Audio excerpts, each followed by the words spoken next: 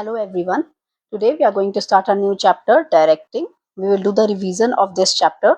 So, first of all, you must know the meaning of directing. Directing is a process of instructing, guiding, motivating and leading. चारों components की बात हो रही है organisation के अंदर ताकि हम अपने गोल्स को अचीव कर सकें.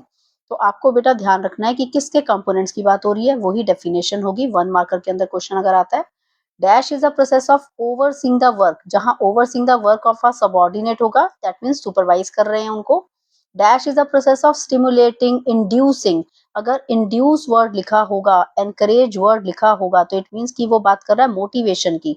और अगर यही आपके पास इन्फ्लुएंस वर्ड लिखा होगा, तो इट मींस कि वो बात कर रहे हैं लीडरशिप की.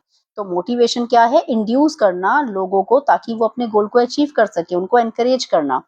इंसेंटिव्स कितनी तरह के होते हैं? 2 तरह के. इंसेंटिव होता है जो भी आप लोगों को मोटिवेट करने के लिए, उनकी परफॉर्मेंस को इम्प्रूव करने के लिए उनको पर्क्स दे रहे होते हैं. चाहे वो आप डायरेक्ट मॉनेटरी फॉर्म में दे रहे हैं, क्वांटिटेटिव वे में, तो वो फाइनेंशियल हो जाएगा. अगर आप उनको पर्क्स दे रहे हैं जो कि क्वांटिटेटिव वे के अंदर नहीं है, काइंड की फॉर्म में है, जो उनकी सोशल और इमोशनल नीड्स को पूरा करते हैं बेटा, वो नॉन फाइनेंशियल इंसेंटिव होते हैं. फॉर एग्जाम्पल, आपने प्रेज कर दी, आपने उनका स्टेटस बढ़ा दिया, आपने उनको वैसे लोगों के आगे ये करा कि भी ठीक है, आपको हम मॉनेटरी बेनिफिट नहीं दे रहे हैं, लेकिन आपको हम जो है एक तरीके से हमने आपको सीनियर हेड बना दिया, लेकिन मैंने आपको कुछ इंसेंटिव नहीं दिया, आपका इंक्रीमेंट नहीं लगाया, तो भी वो बंदा जो है इसको नॉन फाइनेंशियल में लेगा. लीडरशिप क्या होता है बेटा? एक ऐसा प्रोसेस जो भी मैं आपको बता रही थी, ठीक है, दैट इज इन्फ्लुएंस करना. तो इन्फ्लुएंस कर रहे हैं यहाँ पर हम किसी के बिहेवियर को, वॉलंटरली कर रहे होते हैं बेटा. तो लीडरशिप कहाँ से अराइज होता है? आपको मैंने बताया था लास्ट वीडियो के अंदर भी. कहाँ से आता है? इनफॉर्मल से. इनफॉर्मल जहाँ पर हमारी ऑर्गेनाइजेशन होती है वहां पर. कम्युनिकेशन क्या होता है? एक प्रोसेस जहां पर हम अपने आइडियाज को एक्सचेंज करते हैं कॉमन अंडरस्टैंडिंग के थ्रू. तो कंसेंट ऑफ माइंड, दोनों तरह का जो माइंड है, दोनों तरफ का बाइलेटरल जो है, जहां पर हम एक्सचेंज कर रहे हैं, वो कॉमन थिंग के लिए बेटा यस करेंगे. जो चीज मैं कहना चाह रही हूँ कि आपको वही समझ आ रही है उसी वे के अंदर, उसको बोलते हैं. तो बेटा ये सब कुछ हमने करा. अब की कंसेप्ट्स हैं, फीचर्स क्या है डायरेक्टिंग के? बहुत इजी है. डायरेक्टिंग इनिशिएट एक्शन, क्योंकि जब एक्चुअल वर्क स्टार्ट होता है वो कब होगा? जब आपको पता है कि आपको क्या अचीव करना है, लोग आपको डायरेक्ट कर रहे हैं उस काम को करने के लिए. और डायरेक्शन तो हर लेवल पे चाहिए. एक्चुअली जितने भी फंक्शंस ऑफ मैनेजमेंट है, वो आपको हर फंक्शन अपने आप में प्राइमरी ही है. कंटिन्यूस प्रोसेस तो है ही है, क्योंकि आपको थ्रू आउट चाहिए होता है. टॉप से बॉटम आता है, क्योंकि सीनियर ही जूनियर को डायरेक्ट करेगा. स्टेबिलिटी रहती है, बैलेंस रहता है, क्योंकि क्या होता है कि आप डिफरेंट एक्टिविटीज करते हैं, डिफरेंट डिपार्टमेंट्स के अंदर काम करते हैं. अगर डायरेक्शन प्रॉपर मिलेगा, आप गोल्स अचीव करेंगे, तो आप भी सेटिस्फाई रहेंगे. तो फायदा क्या है डायरेक्टिंग का? Directing initiates action. देखो, डायरेक्टिंग इनिशिएट करती है एक्शंस को, ठीक है, इंटीग्रेट कर रही है हमारे सारे के सारे यहाँ पर गोल्स को भी, क्योंकि हम कॉमन गोल को अचीव करने के लिए काम कर रहे हैं. डायरेक्टिंग के थ्रू एम्प्लॉयज को हमने प्रॉपर्ली गाइड किया. मार्केट में जैसी कोई चेंजेस है, हमने फटाफट से चेंजेस को इम्प्लीमेंट कर दिया इफेक्टिवली. और इस वजह से क्या हुआ कि हमारी कंपनी के अंदर, हमारे ऑर्गेनाइजेशन के अंदर क्या रहेगा? प्रॉपर बैलेंस रहेगा. तो हम जो चीज अचीव करना चाहते हैं, मैनेजमेंट हमारी खुश रहेगी. अब सबसे इंपॉर्टेंट बात आती है बच्चे एलिमेंट्स की. डायरेक्टिंग के एलिमेंट्स हैं supervision, motivation, leadership, communication. Motivation सबसे इंपॉर्टेंट. मोटिवेशन आपकी बच्चे इंटरनल फीलिंग होती है, ठीक है. तो हम उसमें क्या करेंगे? हमने मोटिवेशन के अंदर उसके बिहेवियर को, देखो यहाँ पर अगर आपको लिखा है इसमें लाइकली टू इन्फ्लुएंस, आप उसको कर सकते हो, लेकिन यहाँ पर आपको फोर्सफुली नहीं करना, उसको सिर्फ आपने इंड्यूस करना है. मोटिवेशन एक गोल ओरिएंटेड पर्पस के लिए होता है कि हम उसको क्यों मोटिवेट कर रहे हैं, कोई तो पर्पस होगा. पॉजिटिवली भी कर सकते हैं, नेगेटिवली भी कर सकते हैं. कई बार आपकी जो टीचर होती है वो आपको नेगेटिवली मोटिवेट करती है कि अगर आपके नंबर नहीं आएंगे तो हम आपको पेपर नहीं देने देंगे. तो इस तरीके से ये नेगेटिव मोटिवेशन है. मोटिवेशन कॉम्प्लेक्स प्रोसेस तो है ही है, क्योंकि क्यों है ये प्रोसेस ऐसा? क्योंकि हम ह्यूमन बीइंग से डील कर रहे हैं. हर बंदे की एक्सपेक्टेशन अलग अलग होती है, तो इंडिविजुअल बिहेवियर होता है. फायदा क्या है, इंपॉर्टेंस क्या है मोटिवेशन की? अब मोटिवेशन है बच्चे, तो उससे क्या होगा कि परफॉर्मेंस अच्छी हो जाएगी, बंदे का एटीट्यूड बदल जाता है. और बंदा जब, जो लेबर है हमारी, अगर उसको मोटिवेट करते रहेंगे, तो फिर वो हमें छोड़ के नहीं जाएंगे, वो हमसे अटैच फील करेंगे कंपनी से. एब्सेंटिज्म नहीं होगा, ठीक है. और फिर क्या है कि जो जो चेंजेस आएंगे वो इजीली जब हम इंट्रोड्यूस करेंगे चेंजेस को, तो वो रेसिस्ट नहीं करेंगे, वो उसको मना नहीं करेंगे. इस चीज को आप एक टर्म के लिए यूज कर सकते हैं. आपके माइंड में आई कोई ऐसी? क्या बोलते थे हम उसको? मेंटल रेवोल्यूशन, ठीक है. टेलर्स के उसके मेंटल रेवोल्यूशन, तो वो आपको पता होना चाहिए यहाँ पे, जब हम बंदों को कन्विंस कर लेते हैं. बेटा मोटिवेशन का प्रोसेस क्या होता है? बहुत ही सिंपल प्रोसेस है इसका। सबसे पहले उसकी नीड्स देखो भी, अनसैटिस्फाइड नीड्स कौन-सी हैं उन बंदे की? क्या टेंशन है, क्या चाहता है वो बंदा, उसको कैसे सैटिस्फाई करना है, किस तरीके से उसकी टेंशन को कम करना है, तो उसके लिए आई मास्लो थ्योरी। मास्लो की थ्योरी दी थी अब्राहम मास्लो ने, ये भी पूछ सकते हैं। अब यहाँ पर बेसिक फिजियोलॉजिकल है बेटा, ये साइकोलॉजिकल मत पढ़ लेना, फिजियोलॉजिकल होती है। तो फिजियोलॉजिकल के अंदर जैसे कि बेसिक नीड्स होती हैं, फूड, शेल्टर, क्लॉथ, ये। फिर सेफ्टी नीड्स आती हैं, सेफ्टी नीड्स में हमने उसको सिक्योरिटी दी, इमोशनली वो बंदा सिक्योर है कि नहीं है वो बताते हैं। थर्ड हमने उसको दिया बिलोंगिंगनेस, यहाँ पर क्या है कि उसको हमने अटैच समझा। देखो जॉब की नीड्स हुई तो वो सिक्योर हो गया, फिर उसको ये भी होना चाहिए कि भी जो मेरे आसपास के लोग हैं वो मेरी केयर कर रहे हैं, तो वो चीज। फिर एफिलिएशन भी आपका हो गया, फिर सेल्फ एस्टीम, स्टेटस नीड्स आपकी होती हैं। लास्ट में सेल्फ एक्चुअलाइजेशन होता है कि आपको लगता है आप सब कुछ है, अब आप दान करेंगे या आप वेलफेयर एसोसिएशन के हेड बनना चाहते हैं तो फ्री ऑफ कॉस्ट भी आप काम करते हैं। अब फाइनेंशियल तो क्वांटिटेटिव वे में होता है, आपकी बेसिक पे हो गई, आपका डीए हो गया, ठीक है, जो जो आपको इंसेंटिव्स मिल रहे हैं, बोनस मिल रहा है, वो सब आपका फाइनेंशियल है। लेकिन नॉन फाइनेंशियल क्या है कि मैंने आपका स्टेटस बढ़ा दिया, ठीक है, आपको अच्छा स्टेटस दिया, आपको कई लोग उसमें खुश होते हैं। मैंने आपको एनवायरनमेंट ऐसा दिया, मैंने कहा सर आपका अपना एक कैबिन होगा हमारे यहाँ पर, तो वो बंदे को लगता है कि ठीक है मुझे तो फ्रीडम मिल गया, ठीक, तो वो भी हो सकता है। करियर एडवांसमेंट अपॉर्चुनिटी, कई लोग इसलिए कंपनीज में जॉब करते रहते हैं ऑर्गेनाइजेशन में, क्योंकि वो उनको पता है कि कल को वो बाहर जाएंगे तो उनकी ग्रोथ हो जाएगी। बच्चे ये टर्म इंपॉर्टेंट है, जॉब एनरिचमेंट, ये कंसर्न होती है। इसमें हम डिजाइन करते हैं जॉब को, मतलब कि हमारे पास क्या कंटेंट है, क्या वेराइटी ऑफ वर्क है, कितनी नॉलेज चाहिए, कितना उसके लिए स्किल्स चाहिए, कितना हमको लोगों को उसके अंदर अथॉरिटी देनी है, रिस्पॉन्सिबिलिटी देनी है, ताकि उनकी भी ग्रोथ हो सके और हमारा जॉब भी प्रॉपर वे के अंदर हो सके, हम अपने गोल्स को अचीव कर सकें। एम्प्लॉय रिकॉग्निशन प्रोग्राम्स होते हैं बच्चे। हम यहाँ पर क्या करते हैं, हम लोगों को मोटिवेट करते होते हैं, जो जैसे जो बंदे अपना टारगेट्स अचीव करते हैं, हम उनका नाम जो है वो नोटिस बोर्ड पे लगाते हैं। जॉब सिक्योरिटी, हमने बोला कि आपको एक स्टेबिलिटी रहेगी, आप हमारे साथ काम करेंगे तो आप हमारे, हम किसी को निकालते नहीं है जॉब से, तो वो भी बहुत इंपॉर्टेंट बात होती है नॉन फाइनेंशियल में। हम उनको इनिशिएटिव देते हैं कि आप हमारे साथ वर्क करिए, आपके पास कोई सजेशन है आप हमें दीजिए। एम्प्लॉय एम्पावरमेंट है, वो अपने आप को बहुत ही लॉयल हो जाते हैं फिर वो हमारी कंपनी के साथ, और हम फिर ट्रस्ट वर्दी वे के अंदर काम करते हैं। अब बात आई बच्चे लीडरशिप की। लीडरशिप क्या है, लीडर कौन होता है, उसके पास एक एबिलिटी है ना, तभी तो वो दूसरों को इन्फ्लुएंस कर रहा है। वो देखो अपने बिहेवियर से इन्फ्लुएंस कर सकता है, डिजायर्ड चेंजेस ला सकता है, अपने जो लोग होते हैं, फॉलोअर्स होते हैं, उनके साथ उसके रिलेशंस जो होते हैं वो अच्छे होते हैं, तभी वो गोल्स को अचीव करने में हेल्प करता है हमारी, और कंटिन्यूअसली उनको अपना मोटिवेट करेगा काम करने के लिए भी।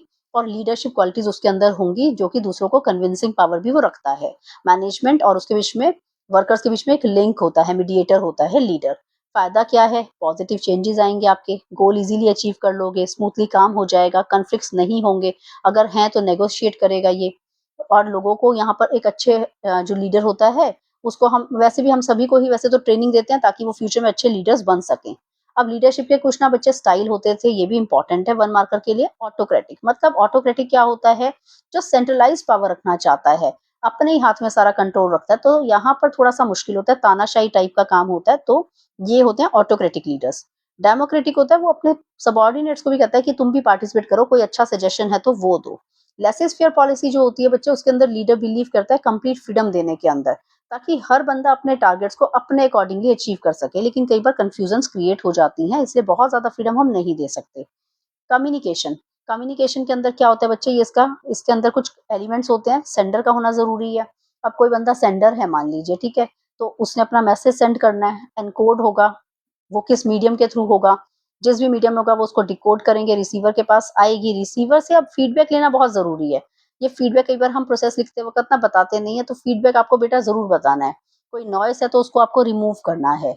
अच्छा कम्युनिकेशन जिस भी कंपनी में होगा बेटा, वहां पे क्या रहेगा, कोऑर्डिनेशन रहेगा आपस में सभी डिपार्टमेंट्स के अंदर, स्मूथ वर्किंग चलती रहेगी काम की, प्रॉपर डिसीजन मेकिंग हो जाएगा, मैनेजरियल एफिशिएंसी इंक्रीज हो जाएगी, कॉपरेशन प्रमोट होगा और इंडस्ट्री के अंदर पीस बना रहेगा, सेंस ऑफ बिलोंगिंगनेस रहेगी। इफेक्टिव लीडरशिप हम यहाँ पर कर सकते हैं उनकी। इफेक्टिव लीडर जो है वो प्रॉपर्ली अगर कम्युनिकेट करता है तो कोई कंफ्यूजन नहीं आएगा, लोग मोटिवेट होंगे काम को करने के लिए। दो तरीके से बच्चे हो सकता है कम्युनिकेशन, या तो बंदा फॉर्मल कम्युनिकेशन करेगा, ठीक है, और या फिर वो इनफॉर्मल भी कर सकता है। फॉर्मल के अंदर क्या है, प्रॉपर स्केलर चेन को वो फॉलो करेगा। अब बेटा यहाँ ध्यान रखना है कहीं उसने फॉर्मल ऑर्गेनाइजेशन ना कहा हो। ऑर्गेनाइजेशन होगा तो हायरार्की को उसमें भी करना होता है, कम्युनिकेशन है तो आपको वर्टिकल कम्युनिकेशन करना है, वर्टिकल में भी अपवर्ड करना है या डाउनवर्ड करना है वो बताना होता है। कई बार हॉरिजेंटल होता है, हॉरिजेंटल का मतलब क्या है, ये हमारा क्या है हॉरिजेंटल हो गया, ठीक है, ये हमारा हो गया वर्टिकल। तो ये हायरार्की होती है हमारी, तो हम उसको मान के चलते हैं। तो ये 2 तरीके से हो सकता है। अब ये अपवर्ड भी हो सकता है, ये डाउनवर्ड भी हो सकता है, हॉरिजेंटल में इधर भी हो सकता है और इधर भी हो सकता है। तो आपको ये बात पता होनी चाहिए। इनफॉर्मल कम्युनिकेशन के अंदर तो आपका सोशल नीड्स ही पूरी हो पाती हैं, क्विक होता है इसके अंदर कम्युनिकेशन भी। अब कुछ आती हैं बैरियर्स बेटा, इसके ऊपर केस स्टडी आ जाती है नॉर्मली कि कौन-कौन से बैरियर्स हैं उसके अंदर। तो फर्स्ट है सिमेंटिक बैरियर। सिमेंटिक बैरियर क्या होता है? सिमेंटिक बैरियर होते हैं बच्चे जब डिफिकल्टी आती है हमें एनकोड डिकोड करने में मैसेज को, हमें पता ही नहीं है, हमारी कोई लैंग्वेज प्रॉब्लम आ रही है, ठीक है, हम कहना क्या चाह रहे हैं, अब सामने वाला बंदे को वो समझ में ही नहीं आ रहा, तो लेवल मैच नहीं हो पा रहा, वो सिमेंटिक बैरियर्स होते हैं जहाँ पर लैंग्वेज बैरियर्स होते हैं। फिर सेकंड आता है साइकोलॉजिकल बेटा, आपके माइंड में क्या चल रहा है, ठीक है, उसको हम बोलते हैं, जहाँ पर क्या होता है कि साइकोलॉजिकल बैरियर है, आपके माइंड में कुछ और चीज चल रही है, सामने वाले को आप समझना ही नहीं चाहते हैं। ऑर्गेनाइजेशनल बैरियर्स के अंदर क्या होता है कि हमारे पास कुछ ऑर्गेनाइजेशन की कंस्ट्रेंट्स होती हैं बेटा, तो हम उसके बाहर जाकर काम नहीं कर सकते। पर्सनल बैरियर्स होते हैं कि मुझे वो बंदा अच्छा ही लगता जो मेरा जूनियर है, मेरे को वो सही नहीं समझ में ही नहीं आता या फिर सीनियर ही समझ में नहीं आता, तो पर्सनल बैरियर्स होते हैं कि रीजन नहीं है आपका पर्सनल, कोई भी उसके साथ कोई भी प्रॉब्लम है। अब सिमेंटिक के अंदर देखिए बेटा जो एग्जांपल्स थे ना जो भी मैं बोल रही थी वो देखिए, बैडली मैसेज कोई है, कोई सिंबल्स हैं डिफरेंट मीनिंग निकलता है, फॉल्टी ट्रांसलेशन है, अनक्लैरिफाइड उसमें अजम्पशंस हैं, टेक्निकल जार्गन्स होते हैं, मतलब कि आप डॉक्टर से बात कर रहे हैं आपको डॉक्टर की लैंग्वेज ही नहीं समझ में आ रही है। कोई बंदा होता है वो खड़ा कैसे है, यस बोल रहा है नो बोल रहा है, गर्दन ही नहीं हिलानी आती, तो that is body language problem. अब साइकोलॉजिकल बैरियर्स के एग्जाम्पल क्या थे, आप तो बॉस के पास गए थे ये कहने के लिए कि सर मेरा काम हो गया है, लेकिन आप उसने सोचा है तो छुट्टी मांगने के लिए आ गया, तो प्री मेच्योर इवैल्यूएशन कर लिया, उसने आपको अटेंशन ही नहीं दिया, ठीक है, उसको रिटेन ही नहीं होता कि भाई क्या है, भूल जाता है बार बार, उसको विश्वास ही नहीं है आप पे, तो वो उसकी साइकोलॉजिकल बैरियर्स होते हैं। ऑर्गेनाइजेशनल बैरियर्स बेटा, ऑर्गेनाइजेशनल बैरियर्स के अंदर क्या बात आती है, कहता है पॉलिसी, पॉलिसी में प्रॉब्लम हो सकती है, आपके रूल्स रेगुलेशन, आपका स्टेटस, हो सकता है कि बहुत ही ज्यादा कॉम्प्लेक्सिटी है ऑर्गेनाइजेशन के अंदर, तो आप फील ही नहीं कर पाते हैं, आपको एक कंफर्ट जोन ही नहीं मिला हुआ। पर्सनल बायसनेस, पर्सनल बैरियर्स के अंदर क्या होता है, fear of challenge to authority, मेरे को ऐसा लगता है कि अगर मैंने अपने जूनियर को अथॉरिटी दे दी ना, कहीं ये इसका मिस यूज ना कर दे, मेरे को उसके कॉन्फिडेंस ही नहीं है, मैं उसको कम्युनिकेट करना ही नहीं चाहती हूँ, या फिर लैक ऑफ प्रॉपर इंसेंटिव, मैं देना नहीं चाहती, सब कुछ हम खुद ही करना चाहते हैं, तो कई बार ये भी बेटा प्रॉब्लम आती है। अब इस कम्युनिकेशन को इफेक्टिव कैसे बनाया जाए, सबसे इंपॉर्टेंट क्या बात आती है बेटा कि हमें क्लैरिफाई कर देने चाहिए कि भाई बोलने से पहले सोचो कि क्या कहना है, फिर नीड है सामने वाले की, वो आपकी बात को सुनने में क्यों इंटरेस्ट दिखाएगा, तो पहले मैच तो करो कि किससे बात करने जा रहे हो, कंसल्ट कर लो अदर से भी कि भी ऐसे में जा रहे हैं, हमें वहां पे बोलना है, स्पीच देनी है, तो हम कैसे बोलें। Be aware of your language, tone क्या है आपकी, कंटेंट क्या है आपका, और जो चीज आप कहना चाह रहे हैं क्या लिसनर्स को समझ में आ रही है, प्रॉपर उनसे फीडबैक लो, फीडबैक बहुत इंपॉर्टेंट रहता है बेटा। अब कम्युनिकेट तो आप करके आ गए, ठीक है, आपने कंटिन्यूअसली अपने अपनी कंपनी को, इसको ऑर्गेनाइजेशन को बढ़ाने के लिए कम्युनिकेट आपने करा, आपने, it fulfils not only the existing need, लेकिन आपको फ्यूचर के लिए भी एक विजन तैयार हो जाता है। जब आप फॉलो अप लेते हैं बेटा कम्युनिकेशन के अंदर, ठीक है, मैंने आपको जैसे पढ़ाया, मैंने एक फॉलो अप में आपको एक टेस्ट सीरीज दे दी, अब इनके बेसिस पे आपने यहाँ से सारी पीडीएफ मान लीजिए पढ़ ली, और उसके बेसिस पे आपने अपना टेस्ट करके देखा, तो वो एक प्रॉपर फीडबैक आ गया, आपकी नंबरिंग हो गई, तो मुझे पता चला कि ये चीज कितनी इफेक्टिव हुई है बच्चों के लिए, ठीक है। बी अ गुड लिसनर, अगर आप लिसनिंग नहीं करेंगे प्रॉपरली, अगर आपकी लिसनिंग पावर्स ही अच्छी नहीं है, तो आपको प्रॉब्लम आएगा, ठीक है, तो कंप्लेंट सजेशंस ये भी आपको देखना होता है। अब बेटा आपके पास आता है टॉपिक ऑटोक्रेटिक डेमोक्रेटिक, ये डिफरेंट स्टाइल्स ऑफ लीडरशिप है जो पीछे थे, ये डिफरेंशिएशन इसका बहुत इजी वे के अंदर आपको दे रखा है, तो ये बहुत इंपॉर्टेंट है। किसी को पीडीएफ चाहिए बेटा मैं शेयर कर दूंगी, आप अपना पीडीएफ के लिए मेरे को कमेंट बॉक्स में डाल दीजिए, और लाइक एंड सब्सक्राइब कर दीजिए चैनल को।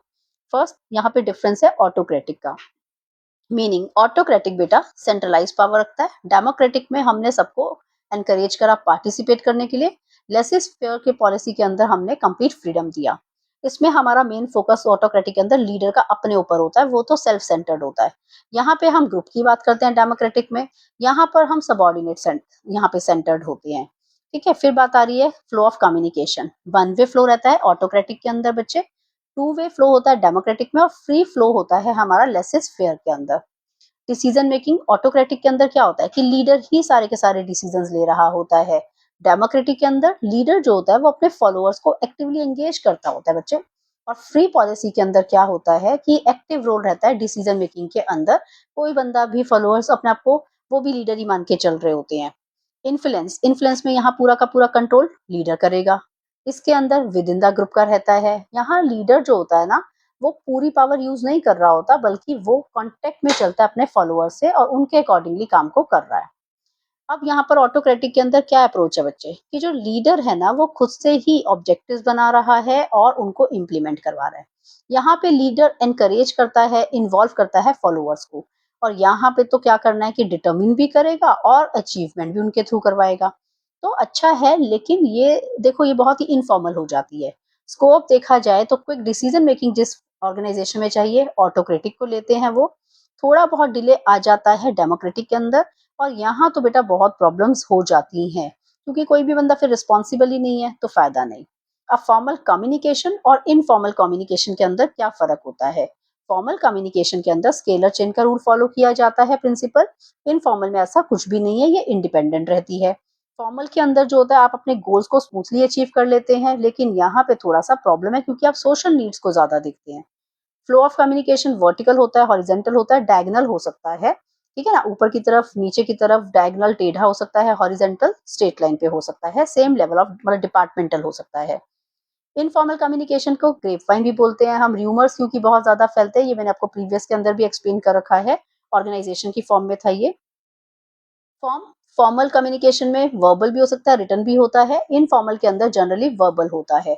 अथेंटिकेशन कहता है यहाँ पर इजी होता है पावर को असाइन करना, यहाँ पर इनफॉर्मल में इतना इजी नहीं है। इसमें आप इजीली डिटेक्ट कर सकते हैं बेटा फॉर्मल के अंदर कि क्या प्रॉब्लम्स है, लेकिन इनफॉर्मल में डिफिकल्ट होता है। स्पीड किसकी ज्यादा होती है? स्पीड जो होगी बेटा यहाँ तो डिले हो सकता है फॉर्मल के अंदर, लेकिन इनफॉर्मल में क्योंकि वो हमारा बेनिफिट चाहते हैं तो वो फटाफट से इमरजेंसी के थ्रू भी अपना बताएंगे कि किस तरीके से हमको डिसीजन लेना होता है। Okay, now I think that concepts आपको बहुत अच्छे से सारे क्लियर हो चुके हैं। So don't forget to subscribe now and hit the bell icon please. Okay बेटा, थैंक यू।